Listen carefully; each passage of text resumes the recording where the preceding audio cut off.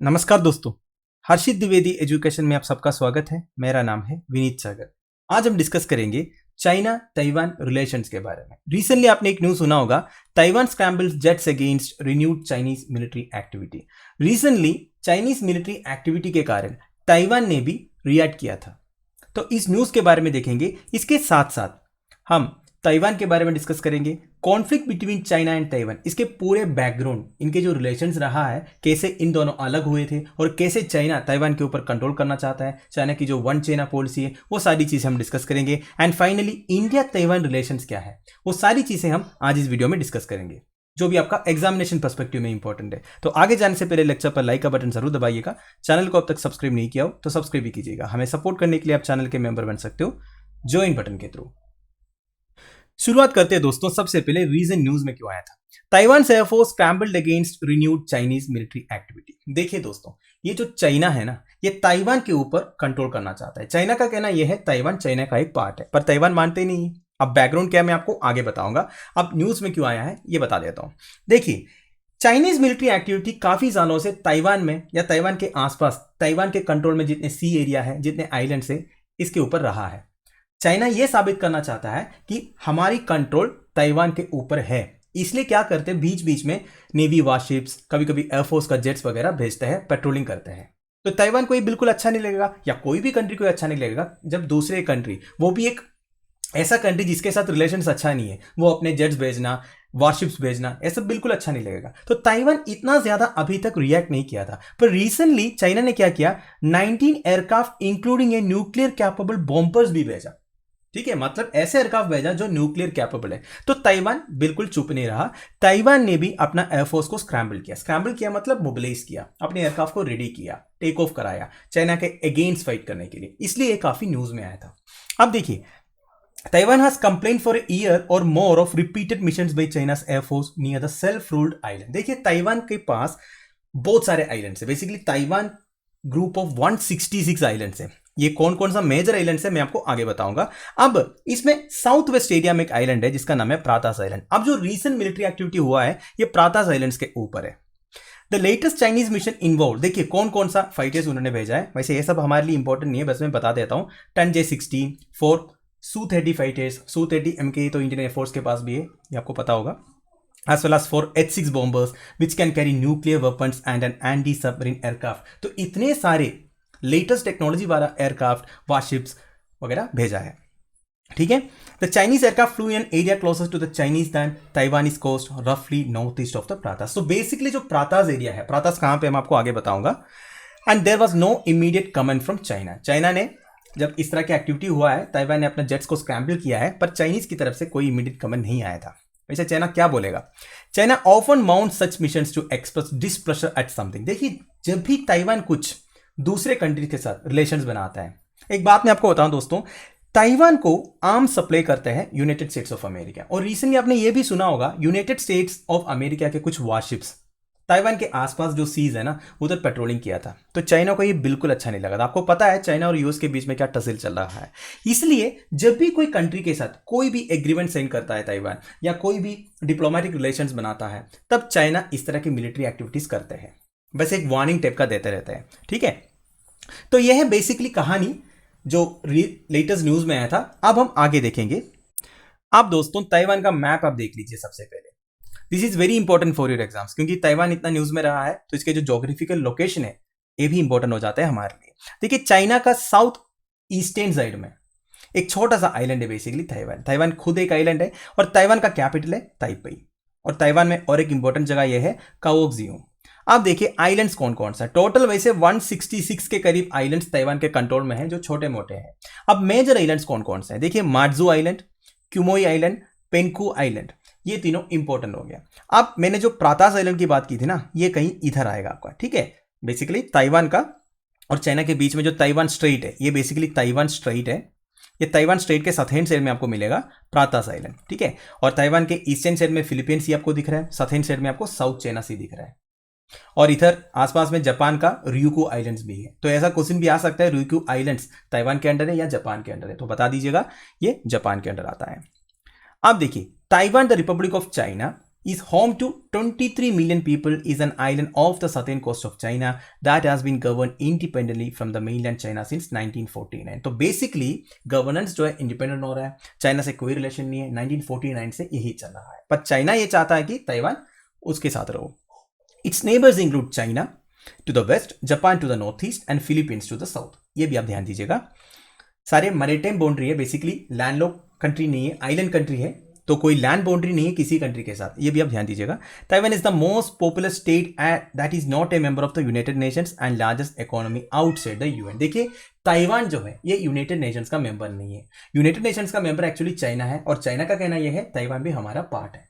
ठीक है, तो ताइवान यूनाइटेड नेशंस का मेंबर नहीं है, ये आप ध्यान दीजिएगा.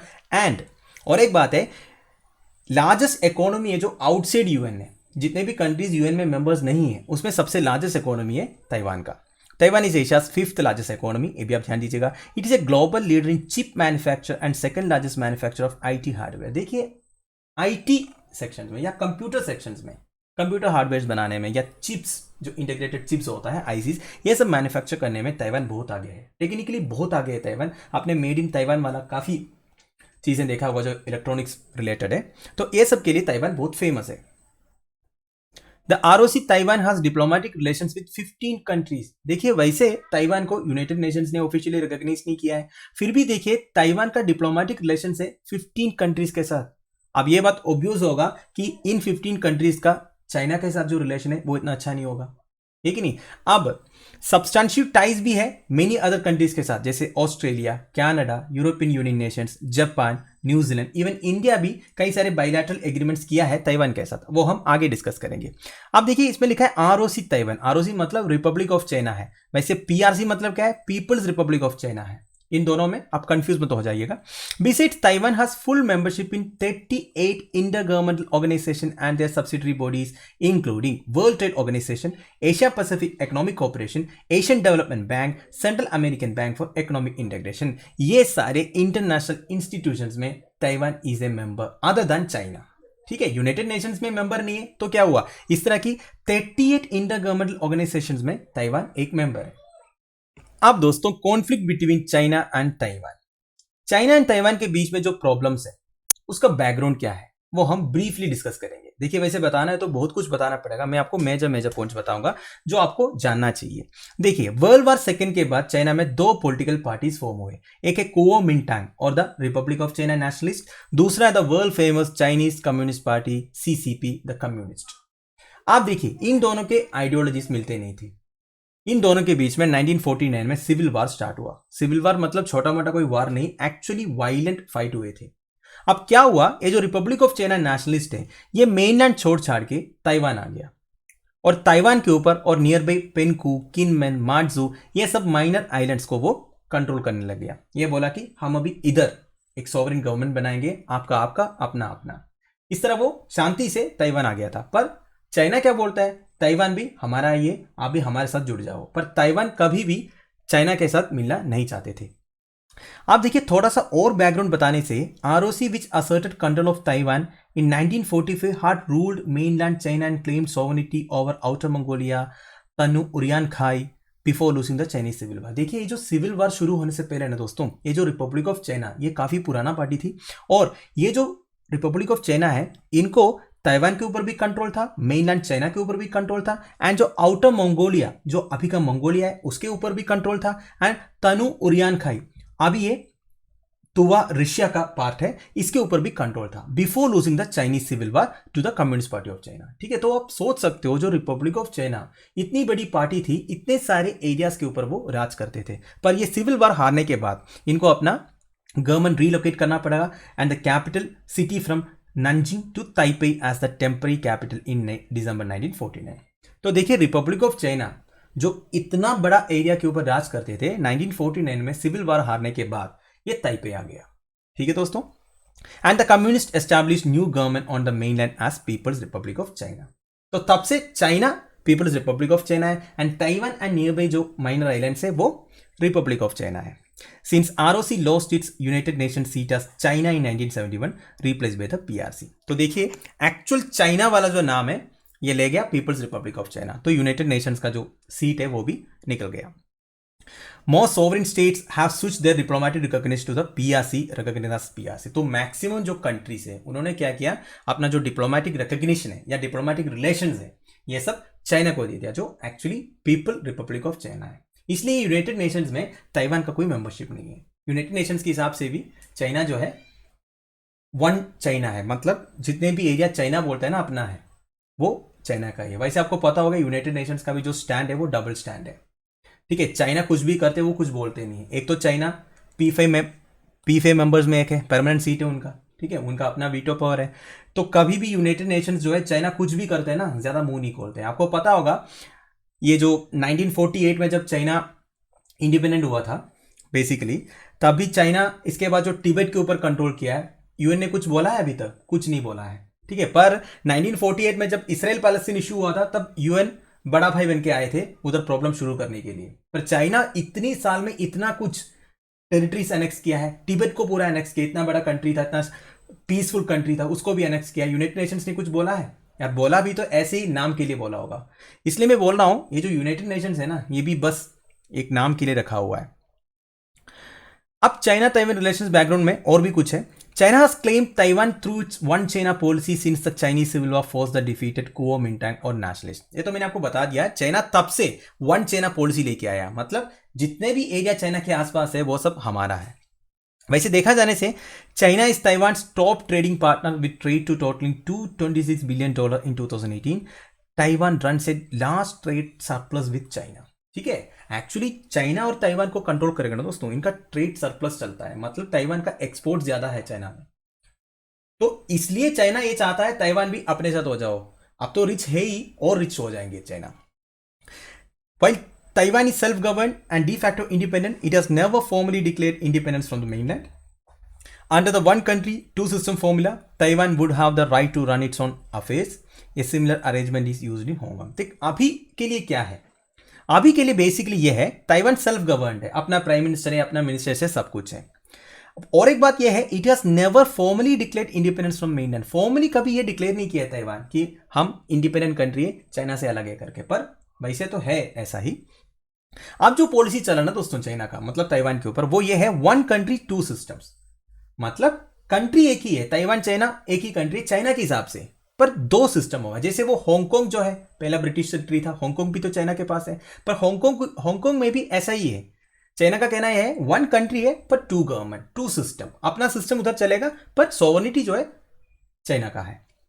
Taiwan is a member of World Trade Organization, Asia Pacific Economic Cooperation, Asian Development Bank under various names. मैंने आपको बता दिया। अब दोस्तों फाइनली इंडिया ताइवान रिलेशंस के बारे में मैंने आपको ऑलरेडी बता दिया, इंडिया का कोई डिप्लोमेटिक रिलेशन नहीं है चाइना के साथ। एक तो यूएन ने रिकॉग्नाइज नहीं किया है, ऊपर से ताइवान के साथ ज्यादा डिप्लोमेटिक रिलेशंस बनाओगे तो चाइना जो पीपल्स रिपब्लिक ऑफ चाइना है उनके साथ जो रिलेशंस ऑलरेडी बिगड़ा हुआ है वो और बिगड़ जाएंगे, है कि नहीं।